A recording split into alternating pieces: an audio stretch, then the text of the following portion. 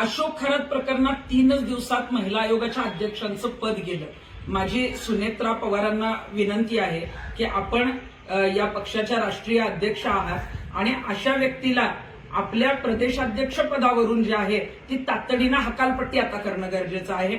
अशोक खरात याचे जे संबंध आहेत ते अनेक मंत्र्यांशी अनेक राजकारण्यांशी आहेत. त्यामुळे अनेकांचं पितळ उघडं होऊ शकतं, अनेकांचे जे आहेत त्याच्याशी संबंध जे आहेत ते पुढे येऊ शकतात. म्हणून कदाचित जे आहे ते अशोक खरातला संपवण्याचा डाव पण होऊ शकतो.